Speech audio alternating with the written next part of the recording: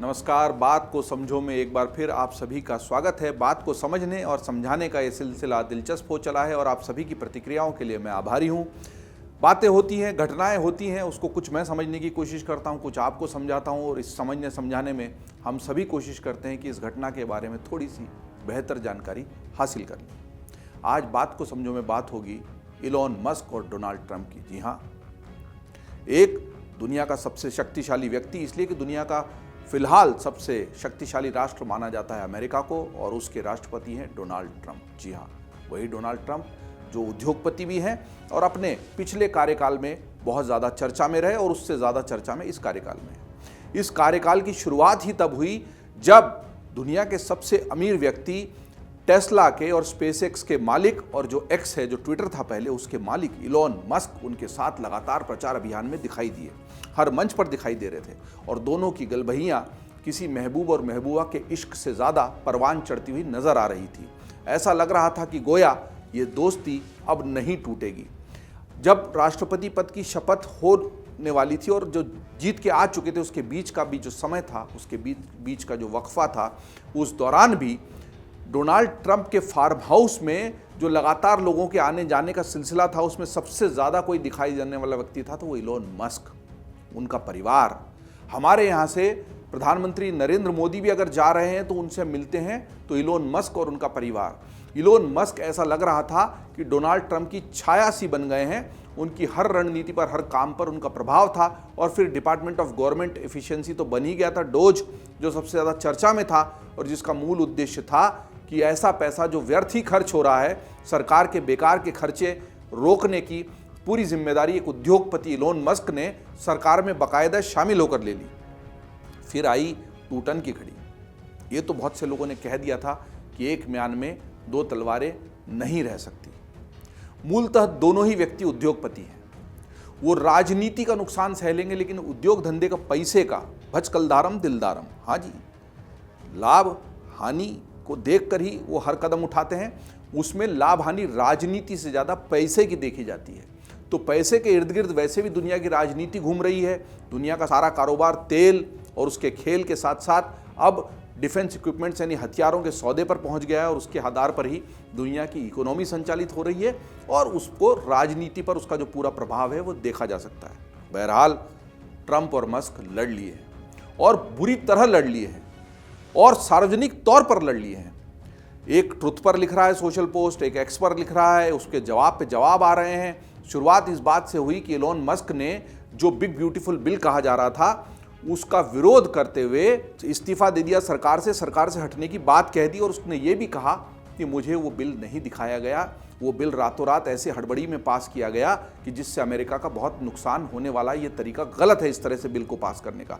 जबकि Donald Trump का कहना है कि इस बिल के बारे में इलॉन मस्क को पूरी जानकारी थी, वो तो केवल इसलिए नाराज़ हो गए कि उसमें इलेक्ट्रिक व्हीकल्स पे से जो सब्सिडी थी, फ़ायदा था, उसको हटाने की बात कही गई और इससे इलॉन मस्क नाराज़ हुए क्योंकि उनका नुकसान हो रहा है, लेकिन मैं देश के फ़ायदे की बात कर रहा हूँ। ये डोनाल्ड ट्रंप का पक्ष था।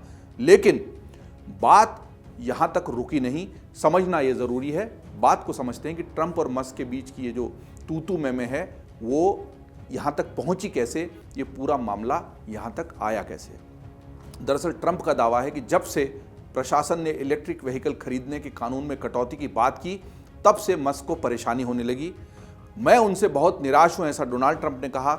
मैंने उनकी बहुत मदद की है। इसके बाद मस्क ने खुलकर अपने सोशल मीडिया प्लेटफॉर्म एक्स के जरिए ट्रंप पर पलटवार की है, लगातार ट्वीट किए हैं, लगातार एक्स पर पोस्ट की है।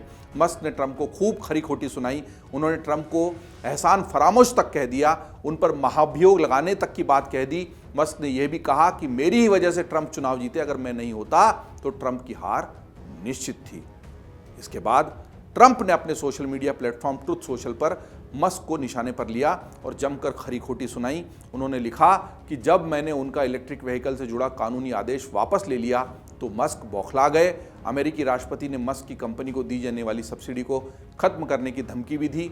उन्होंने कहा पैसा ही बचाना है तो हम स्पेसएक्स को मिलने वाली सब्सिडी खत्म कर देते हैं ना, इससे बहुत पैसा बच जाएगा। देखिए, जब दोस्ती होती है, सब एक दूसरे का हित सत्ता है। दरअसल इसको दोस्ती कह भी नहीं सकते, ये केवल लाभ का सौदा था और उसमें जब लाभ की बजाय हानि दिखी तो दोनों अलग हो गए और किस तरीके से गंदगी से एक दूसरे पर पलटवार कर रहे हैं वो पूरी दुनिया देख रही है। अमेरिका जैसे राष्ट्र जो दूसरों के लिए नज़ीर बनने की कोशिश करते हैं, कहते हैं हमने भारत पाकिस्तान में सुलह कराई, कहते हैं एक फ़ोन पर रूस और यूक्रेन का युद्ध रुकवा देंगे, पहले घर की लड़ाई तो रोक लीजिए भाई साहब। तो ये लड़ाई अब ऐसी हो गई है कि पूरे जैसे सास बहू का झगड़ा नहीं होता सड़क पर और पूरा मोहल्ला देखता, वैसे पूरी दुनिया इस तमाशे को देख रही है और ये गंभीर इसलिए कि पूरी दुनिया पर इसका प्रभाव भी पड़े बिना नहीं रहेगा। दरअसल उसके बाद फिर एलन मस्क ने दावा किया कि ट्रंप का नाम एप्स्टीन फाइल्स में है और एप्स्टीन पर लड़कियों के साथ दुष्कर्म करने के कई आरोप लगे। एप्स्टीन नाम के एक व्यक्ति थे, सज्जन तो नहीं कह सकते, दुर्जन ही कहेंगे, जिस तरह के आरोप उन पर लगे। लेकिन ये जो एप्स्टीन थे इनको भी इस पूरी लड़ाई में घसीट लिया गया।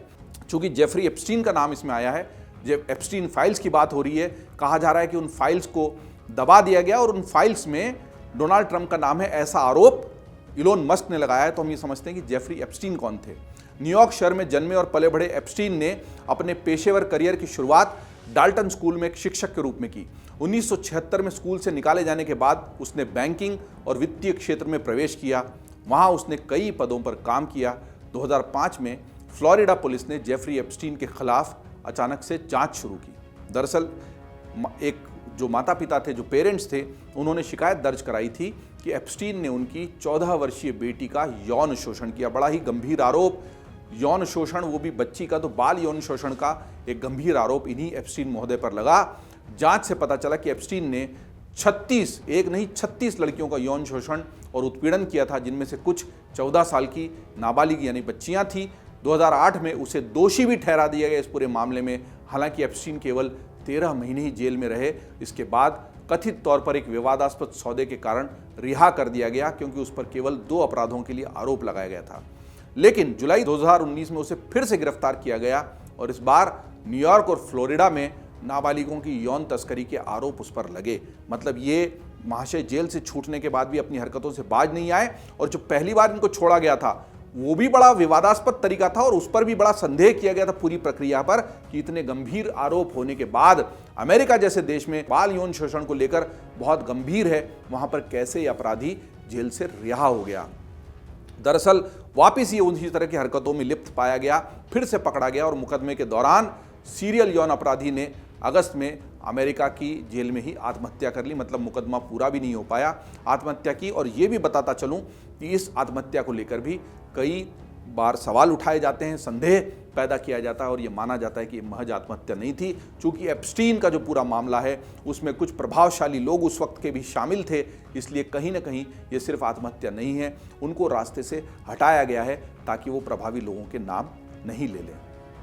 अब ये जानने की कोशिश करते हैं कि आखिर उन एप्स्टीन फाइल्स में ऐसा क्या है कि जिनको लेकर इतना विवाद हो रहा है, जिन फाइल्स में ट्रंप का नाम होने की बात इलोन मस्क कर रहे हैं।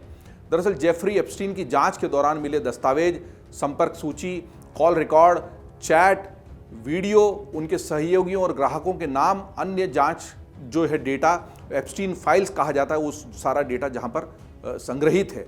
अभी तक इनमें से चुनिंदा रिकॉर्ड ही जारी किए गए हैं, बाकी के दस्तावेजों को गोपनीय बताकर, क्लासिफाइड बताकर जारी नहीं किया गया है।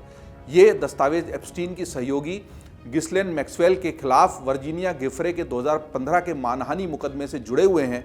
इसमें फ्लाइट लॉग्स, गवाहों के बयान, संपर्क सूचियां, सारे कॉन्टैक्ट नेम्स और डिटेल्स, एप्स्टीन की गतिविधियों से जुड़े अन्य सबूत भी इसी सारी फाइल्स जो हैं इनमें शामिल हैं। इनमें कई हाई प्रोफाइल व्यक्तियों के नाम जो सामाजिक या पेशेवर तौर पर एप्स्टीन से जुड़े थे उनके नाम भी शामिल होने की बात कही जाती है। ये भी जानना दिलचस्प होगा, महत्वपूर्ण होगा कि एप्स्टीन फाइल में दरअसल किस किस के नाम हैं। फरवरी 2025 में अमेरिकी न्याय विभाग के एक दस्तावेज से पता चला था कि अमेरिकी राष्ट्रपति Donald Trump, pop icon Michael Jackson, अभिनेता एलेक बाल्डविन और फिल्म निर्माता हार्व विन्स्टीन, देखिए सभी बड़े ऊंचे रसूख वाले लोग हैं और अमेरिका में इनका बड़ा नाम और रसूख है। और ट्रंप अभी राष्ट्रपति बने लेकिन उस वक्त इसमें शामिल रहे ऐसा नाम था। इन हस्तियों के नाम शामिल थे जो जेफरी एप्स्टीन के संपर्क में थे। हालांकि इन लोगों की संलिप्तता के बारे में जांच से जो पता चला है वो अभी भी सार्वजनिक नहीं किया गया। मतलब इनके नाम तो हैं इस फाइल में, इन लोगों के संपर्क में जेफरी एप्स्टीन थे ये भी सामने आया है, लेकिन क्या ये लोग भी उसके जो इतने गंभीर अपराध थे बाल यौन शोषण वाले उसमें शामिल थे, ये अभी तक स्पष्ट नहीं हो पाया है। अन्य लोगों में super model Naomi Campbell, Robert F Kennedy की जूनियर की मां एथेल कैनेडी, पूर्व विदेश मंत्री जॉन कैरी, दिवंगत सीनेटर टेड कैनेडी, वकील एलन डर्सोविट्स और अभिनेता डस्टिन हॉफमैन और रॉल्फ फियनेस शामिल थे। मतलब ये सारे बड़े नाम, हॉलीवुड की बड़ी हस्तियां, अमेरिका के सारे प्रभावशाली लोग इस लिस्ट में उनका नाम शामिल है। इसी सूची में अमेरिकी राष्ट्रपति डोनाल्ड ट्रंप की पूर्व पत्नी इवाना ट्रंप और बेटी इवांका ट्रंप के नाम भी शामिल होना बताए जाते हैं। अब ये जानना जरूरी कि क्या वाकई एप्स्टीन फाइल में ट्रंप का नाम है और किस रूप में। यह बात चौंकाने वाली नहीं है कि डोनाल्ड ट्रंप का नाम इन दस्तावेजों में होगा, खास तौर पर एप्स्टीन के निजी जेट से उड़ान लॉग में, जिसे लोलिटा एक्सप्रेस के नाम से जाना जाता है। लोलिटा एक्सप्रेस उनकी जो प्राइवेट जेट थी और उसका जो लॉग था एप्स्टीन का, उसको कहा जाता है। ट्रंप ने 1993 और 1997 के बीच 7 बार इस जेट से उड़ान भरी। उनमें से कुछ उड़ानों में उनकी तत्कालीन पत्नी मार्ला मैपल्स, उनकी बेटी टिफनी और एक देखभाल करने वाली भी शामिल थी। जेफरी एप्स्टीन खुद इनमें से कुछ यात्राओं में एक यात्री के रूप में साथ में शामिल थे।